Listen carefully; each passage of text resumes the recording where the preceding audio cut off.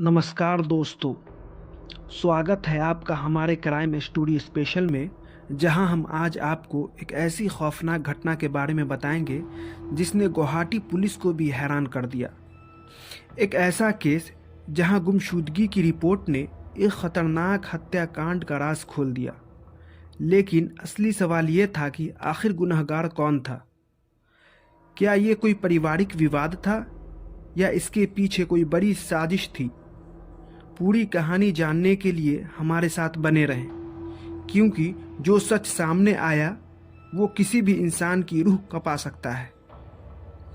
29 अगस्त 2022 गुवाहाटी। नून माटी पुलिस थाने में एक महिला घबराई हुई पहुंची। आंखों में आंसू थे, हाथ में एक तहरीर थी और चेहरे पर बेचैनी। उसने पुलिस को बताया कि उसका पति अमरज्योति डे, जिसकी उम्र 32 साल है, और उसकी सास शंकरी डे, जिसकी उम्र 62 साल है, यह दोनों कहीं लापता हो गए हैं। उसने दोनों की तलाश करने की कोशिश की, लेकिन वह कहीं नहीं मिले और महिला ने अपना नाम वंदना कलिता बताई। पुलिस को यह बात बताकर महिला रोने लगी। पुलिस ने उसकी शिकायत सुनने के बाद उसे मदद का भरोसा दिया और कहा कि वह जल्द ही उसके पति और सास को ढूंढ निकालेंगे।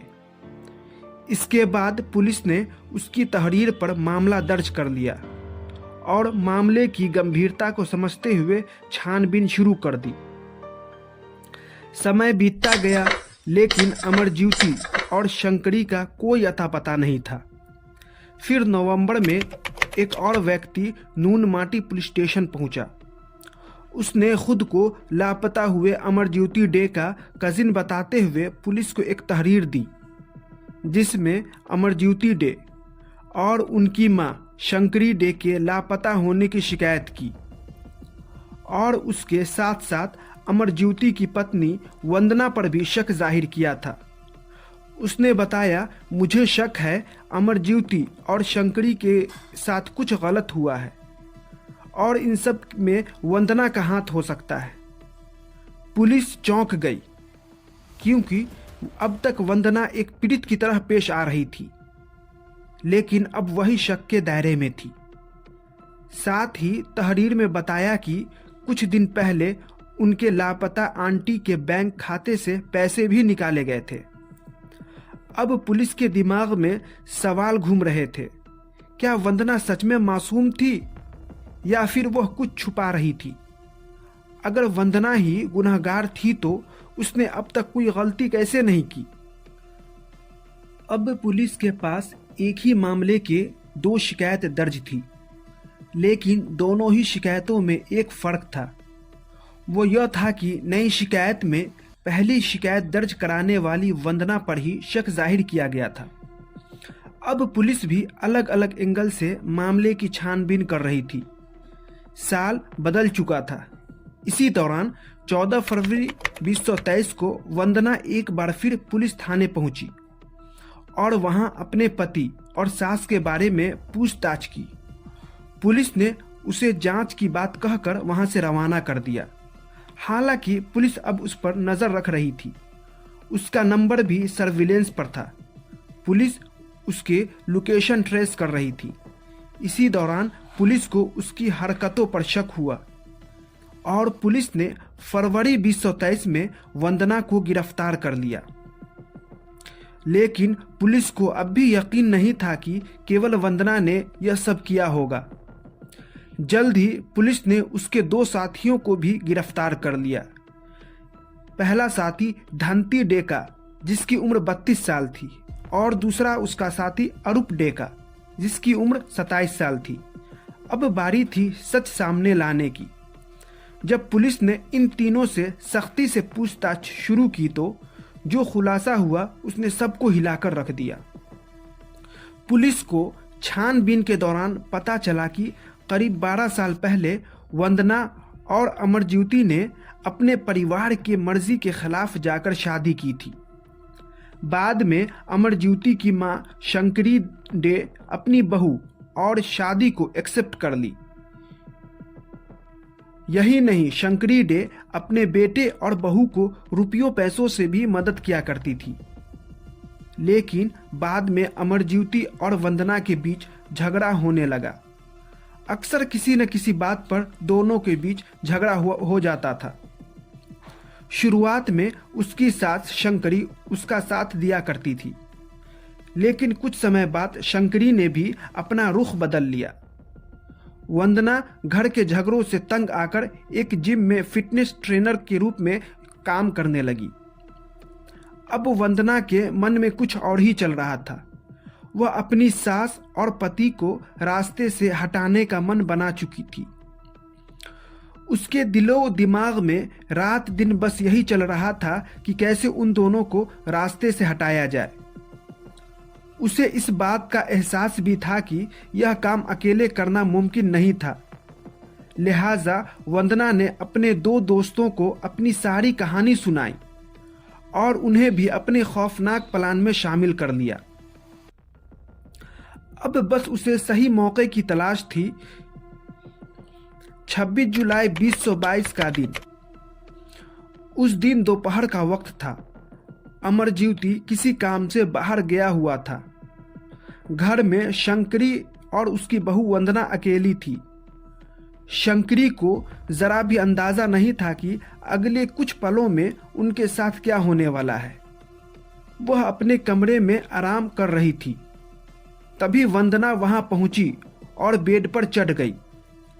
उससे पहले उसके साथ शंकरी कुछ समझ पाती, वंदना ने उनके नाक और मुंह पर तकिया रख दी।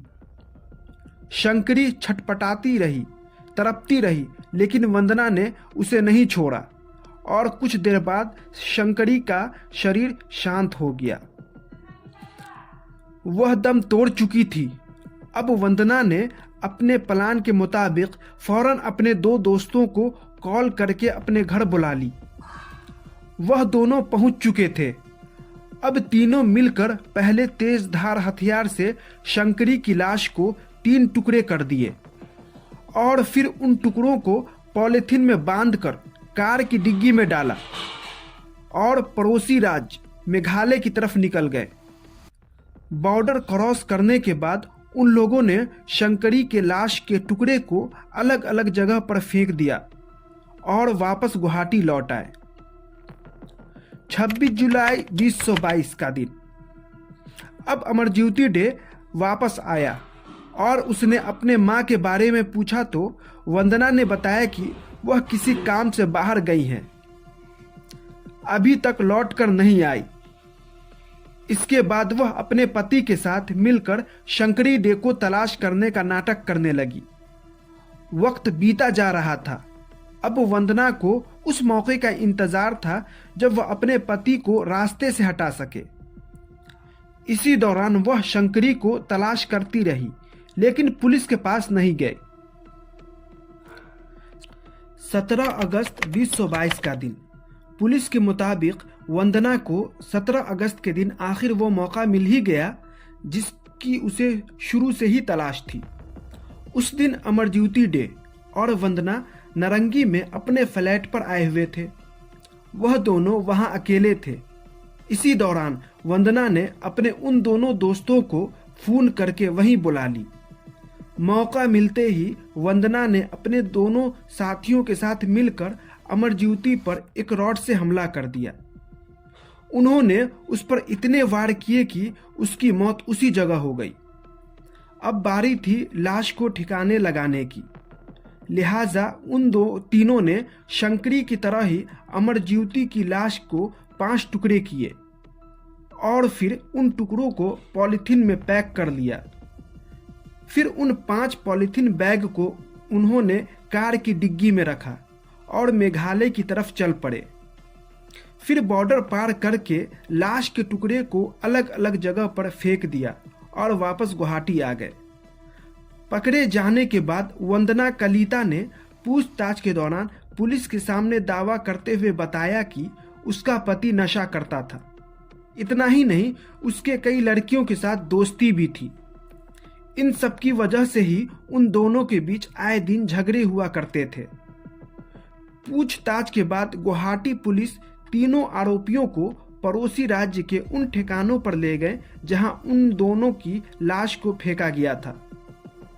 इस काम के लिए मेघालय पुलिस की मदद ली गई और आरोपियों की बताए हुए जगह पर पहले चेरापूंजी के पास खासी हिल से शंकरी डे की लाश के टुकड़े बरामद किए गए।